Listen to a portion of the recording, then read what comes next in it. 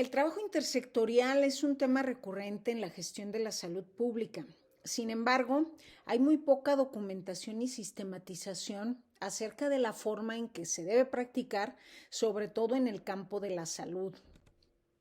Por ello, el objetivo del presente video es ofrecer un marco de referencia que exponga algunos elementos que nos ayuden a identificar, a caracterizar, a organizar y a ejecutar de alguna manera el trabajo intersectorial como una manera de abordar los determinantes sociales de la salud y reducir sus inequidades. Por ello, y con fines prácticos, hemos dividido esta presentación en dos partes. En la primera parte, elaboramos un marco conceptual para exponer los conceptos fundamentales cuando hablamos de trabajo intersectorial. Esto nos permitirá establecer un consenso mínimo del lenguaje a utilizar y sus significados. Para posterior a ello intentar establecer el conjunto de pasos y procedimientos que se emplean para formular y o resolver un planteamiento. En este caso, el planteamiento sería el trabajo intersectorial. Hablaremos primero de la palabra sector. Un sector es una parte o una zona determinada de una totalidad, sea esta una población o sea una zona geográfica o cualquier otra cosa o objeto de lo que estemos hablando. La palabra sector la utilizamos con diferentes aplicaciones y acepciones según los diferentes ámbitos de la vida, ¿no? Por ejemplo, si hablamos de sociología, pues nos referimos a sectores sociales. Si hablamos de informática, pues podemos referirnos al sector, a la parte de un disco donde podemos grabar determinada cantidad y tipo de datos. En historia, pues podemos hablar del sector soviético, del sector británico, del sector francés, etcétera. Pero para los fines de esta plática nos referiremos al ámbito económico de nuestra sociedad y hablaremos pues de sectores de producción. Por tanto, en este ámbito habremos de distinguir al menos tres sectores. El sector primario, cuya característica fundamental es que se trata del sector que produce las materias primas necesarias para la elaboración de otros productos y dentro del cual se encuentra el sector ganadero, agropecuario, pesquero, minero, etc. El sector secundario, que corresponde al sector que transforma las materias primas en productos terminados, como el sector industrial, energético y el sector de la construcción. Y finalmente, en el sector terciario, no se producen bienes, sino que se producen servicios, como por ejemplo el sector de transportes, el sector financiero, el sector educativo, el sector salud al que nosotros pertenecemos, el sector turístico, entre otros más. A su vez, estos sectores, dependiendo de en quién recaiga la propiedad de las materias primas o de los medios de producción o de los servicios, pueden ser englobados en dos grandes grupos: el sector público, cuando la propiedad recae en el Estado, y el sector privado, cuando el Estado no es el dueño ni de las materias primas, ni de los medios de producción, ni de los servicios.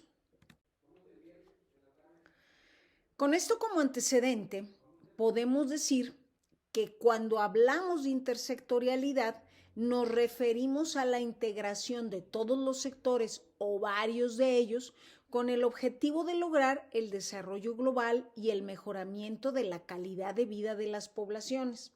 Y justo aquí quiero yo llamar su atención al respecto de un segundo concepto que se vuelve importante dentro del tema que estamos abordando: la integración, ya que este término implica que entendemos que las diferencias entre los sectores pueden ser usadas para resolver los problemas sociales a través de compartir recursos, saberes, experiencias, conocimientos, medios de comunicación y de producción con un mismo fin, que sería el trabajo conjunto de los sectores en la búsqueda de soluciones integrales a los problemas de la sociedad.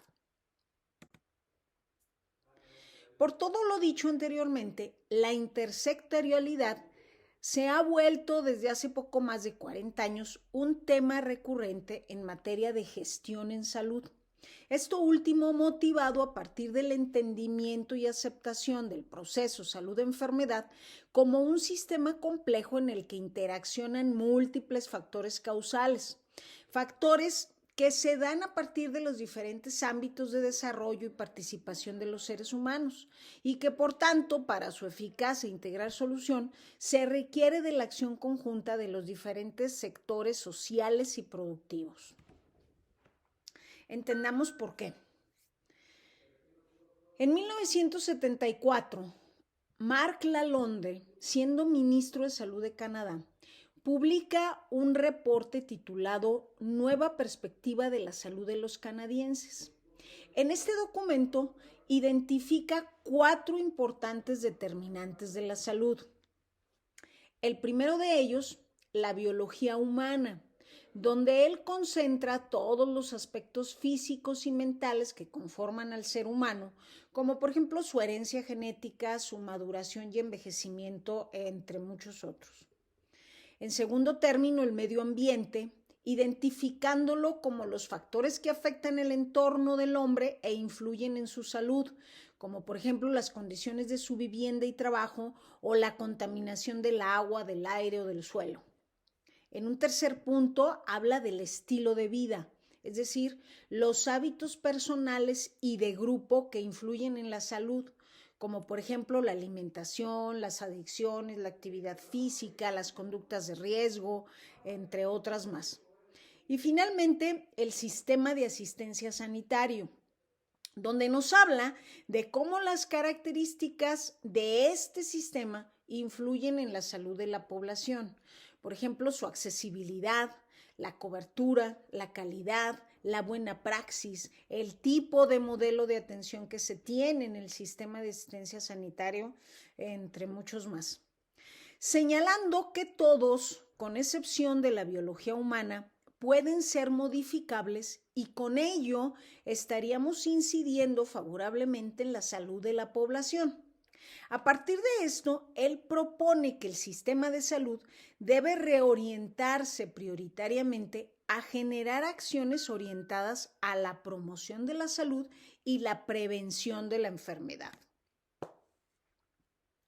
Con esto como antecedente, en noviembre de 1986, en la primera conferencia internacional sobre promoción de la salud en Ottawa, se acordó identificar a la promoción de la salud como el proceso que le confiere a la población los medios necesarios para mejorar su salud a través de ejercer un mayor control sobre sus determinantes, lo cual significa que la promoción de la salud tendrá que trabajar en proporcionar la información y herramientas necesarias a la población para el desarrollo de aptitudes y actitudes personales que favorezcan la salud, es decir, incidiendo sobre los estilos de vida.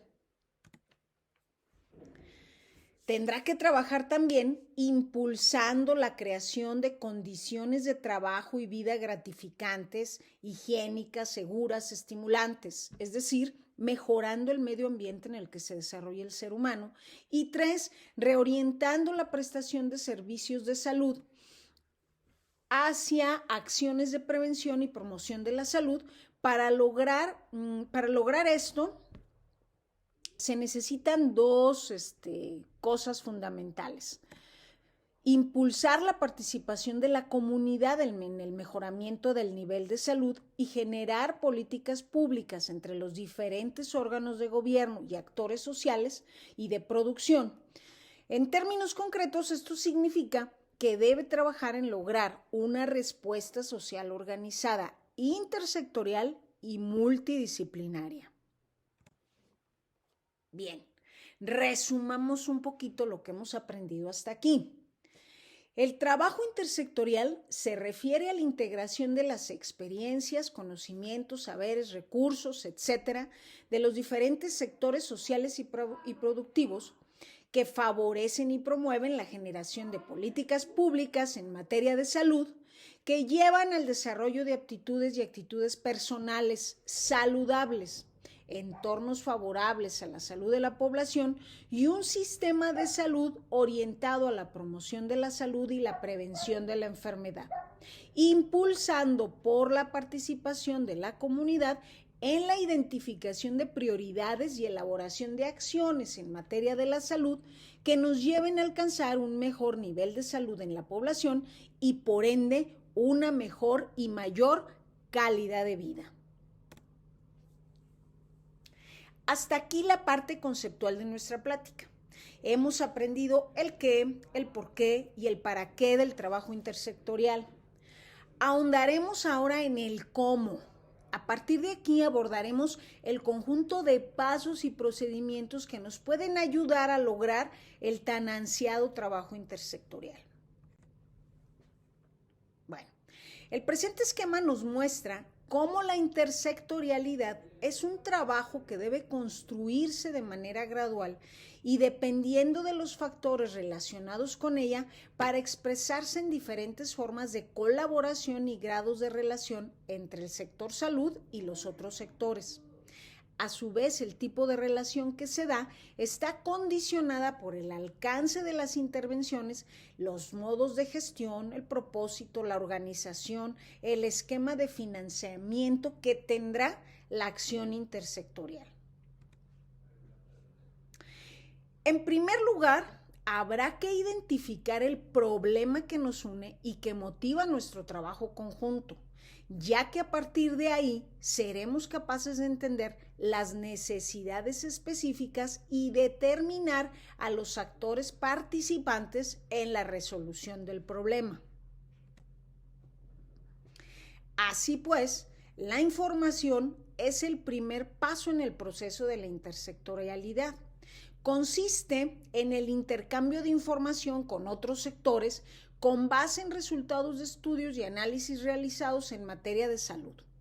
Esto es importante ya que se requiere la construcción de un lenguaje común para lograr el diálogo y el entendimiento entre los sectores que vamos a interactuar. La cooperación se refiere a la interacción entre los sectores para alcanzar una mayor eficiencia en las acciones de cada uno. La cooperación puede ser incidental, puede ser casual o puede ser reactiva, hasta llegar a la ejecución de acciones estratégicas orientadas a la resolución de los problemas que hayamos identificado. Este tipo de intersectorialidad está presente, por ejemplo, en el empoderamiento y la implementación de programas o políticas, más no en su formulación. La coordinación implica el esfuerzo de un trabajo conjunto de regulación de las actividades que van a ser interdependientes, es decir, el ajuste a los programas de cada sector con el objetivo de crear sinergias que permitan el mejor y mayor aprovechamiento de los recursos. Hasta lograr la integralidad, que implica generalmente la definición de una nueva política o programa en conjunto con otros sectores, formulación, seguimiento y evaluación. Se comparten decisiones y acciones, implica cambios en las estructuras de gobernanza.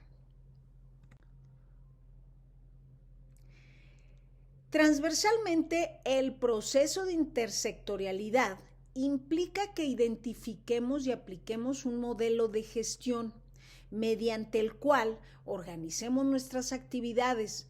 Cognitivo, cuando intentamos promover el intercambio de información y conocimiento, de procesos y actividades, promoviendo la ejecución de estrategias entre los sectores, de recursos, hablando de financiamiento y competencias profesionales, de autoridad en torno a la toma de decisiones y fuerza política. Habremos de tener claro el propósito que nos une, es decir, lo que pretendemos lograr con nuestras acciones. Identificar el modo de organización de nuestros sectores participantes entre una estructura horizontal donde todos los participantes tienen la misma importancia y peso, participan en la toma de decisiones y se realiza una planificación conjunta, y otro de carácter vertical con puestos perfectamente identificados niveles de mando y decisión, donde las acciones y estrategias están determinadas por el líder de un grupo con el objetivo de no caer en procesos imposibles de compaginar y llevar a cabo por la incompatibilidad de las estructuras de organización. Y finalmente, tener claro el proceso mediante el cual se proporcionará el capital para el desarrollo del proyecto. Es importante identificar las vías de financiamiento, las reglas de operación del programa o los programas y las normas de comprobación del gasto como un ejercicio de transparencia y rendición de cuentas ante la sociedad.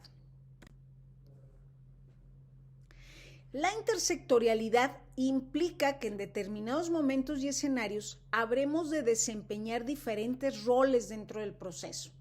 En algunas ocasiones nos toca ser líderes del grupo cuando conozcamos el tema, las medidas eficaces para atenderlo y seamos quienes controlemos las acciones para hacerlo. En otras ocasiones nuestro papel será el de negociador, cuando conocedores del problema y las medidas eficaces para resolverlo, no seamos dueños de las acciones y su aplicación. En otras ocasiones seremos socios cuando ignoremos las implicaciones del problema, las medidas eficaces para resolverlo y no seamos dueños ni de las medidas correctivas ni de su aplicación. Finalmente, y ya para cerrar nuestra participación, señalar que la acción intersectorial puede ser efectiva en mejorar la salud general, pero solo aquella que tenga un efecto positivo en reducir las desigualdades en salud será efectiva para reducir las inequidades, incluso aunque no participe el sector salud.